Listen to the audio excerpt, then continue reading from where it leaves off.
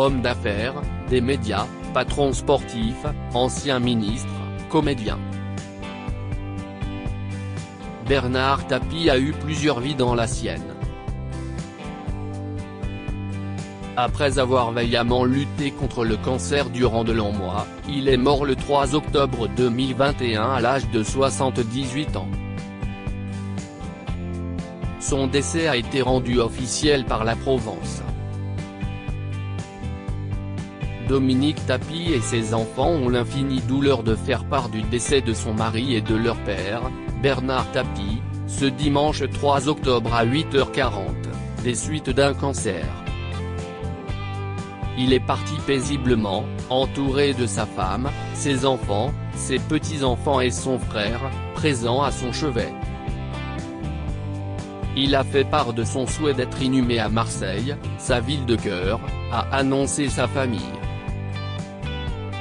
En septembre 2019, sa femme Dominique était celle qui avait annoncé son cancer de l'estomac avec extension à l'ésophage à l'AFP. Bernard souffre d'un cancer de l'estomac avec extension sur le bas de l'ésophage. Il est traité par le service d'oncologie de l'hôpital Saint-Louis, à Paris, par un programme de chimiothérapie adapté.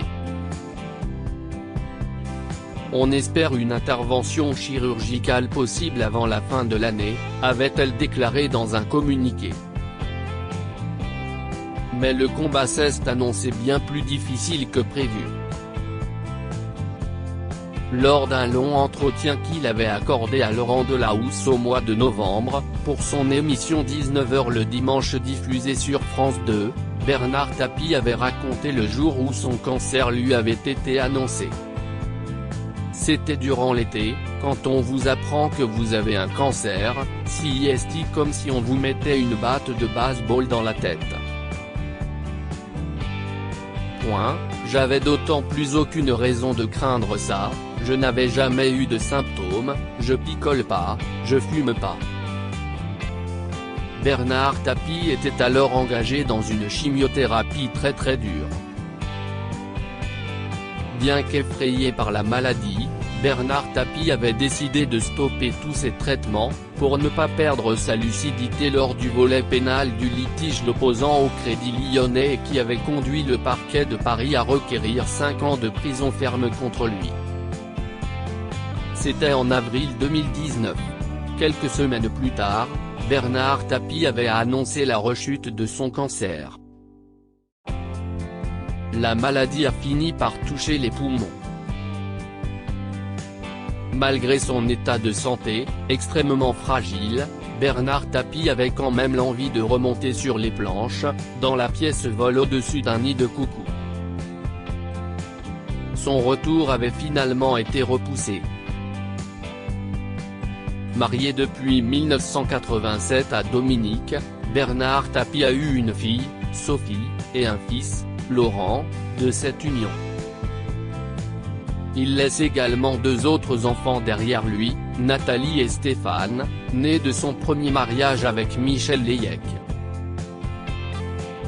Né le 26 janvier 1943 dans le 20e arrondissement de Paris, Bernard Tapie a eu un parcours hors norme.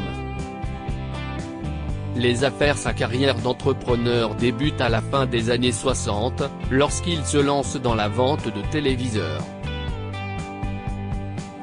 L'affaire prospère, il crée son propre magasin qu'il revend. Il se spécialise ensuite dans le rachat de sociétés, puis leur revente, avec plus ou moins de succès, Terraillon, La Vie Claire. Dans les années 90, il rachète Adidas alors que l'entreprise allemande, numéro 1 mondial de l'équipement et du textile mondial, est alors en perdition. Bernard Tapie est alors l'une des 20 plus grosses fortunes de France. Lorsqu'Adidas devient à nouveau rentable, il décide de revendre, alors qu'il est ministre de la Ville. En 2012, Bernard Tapie devient actionnaire à 50% du groupe R100 Média, GHM, premier groupe de presse de la région PACA. Il s'implique notamment dans la restructuration de la Provence en recrutant Olivier Mazerolle comme directeur de la rédaction. Le sport, droit au but puis vient sa période sportive. D'abord avec le cyclisme. Bernard Tapie utilise sa fortune acquise dans les années 1980 pour constituer une équipe cycliste autour de Bernard Hinault. Le coureur remporte son 5e Tour de France en 1985. Intéressé par le monde du football, il rachète l'Olympique de Marseille en 1986, pour lui donner un nouveau souffle. Il engage des nouveaux joueurs qui deviendront des stars du ballon rond. Jean-Pierre Papin, Éric Cantona, Basile Boli, Didier Deschamps, Marcel Desailly, Fabien Barthez. L'Olympique de Marseille remporte 4 titres de champion de France consécutifs de 1989 à 1992 et remporte la Ligue des Champions en 1993 face au Milan AC.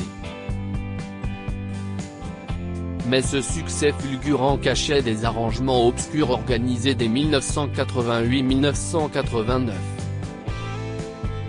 Suite à l'affaire VAOM survenue en 1993, l'Olympique de Marseille fait faillite.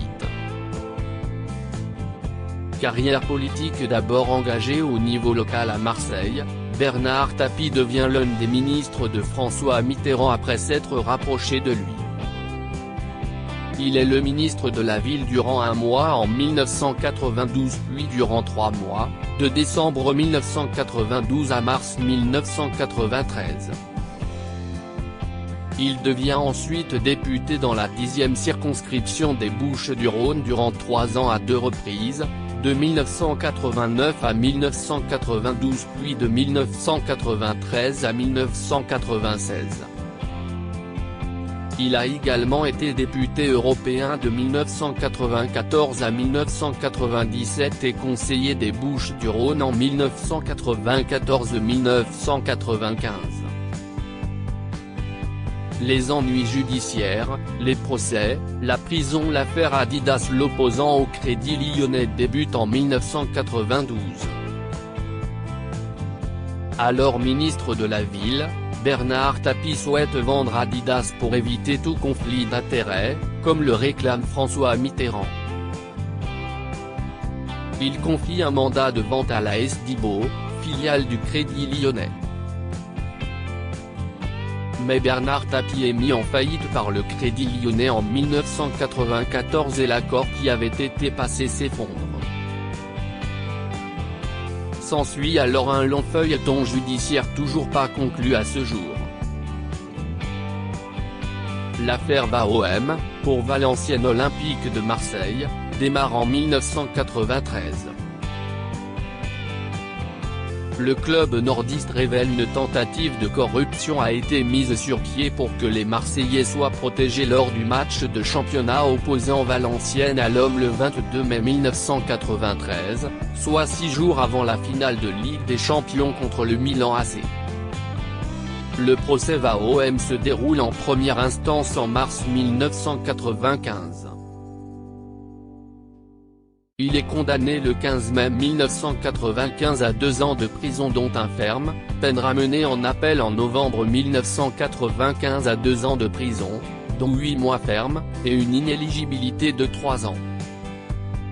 Si est-il la peine la plus sévère jamais prononcée en France relative à une affaire de football. Ces ennuis judiciaires vont mettre un terme à sa carrière politique. L'audiovisuel et le cinéma. Bernard Tapie perce dans l'audiovisuel dans les années 80 avec son franc-parler. Il crée l'émission Ambition qu'il anime de 1986 à 1987. Au milieu des années 90, alors qu'il est inéligible et qu'il est interdit de fonction dans le monde du football, il fait ses premiers pas au cinéma et décroche le rôle principal dans Hommes, Femmes, Mode d'emploi, film de Claude Lelouch, avec Fabrice Lucchini, sorti en 1996. En 2002, il anime À tort ou à raison, une émission de débat diffusée en deuxième partie de soirée sur TF1. En 2004, il s'essaie au rôle de consultant sportif sur TF1. En 2005 et 2006, il fait partie des invités permanents de l'émission On refait le match, présentée par Eugène Sacomano et diffusée sur RTL en radio et sur LCI à la télévision. En 2006, il anime l'émission Rien à cacher sur RTL 9. De 2001 à 2008, il tient le rôle principal de téléfilm policier sur TF1, Casa en 2001, puis 12 épisodes de la série Commissaire Valence diffusée entre 2003 et 2008.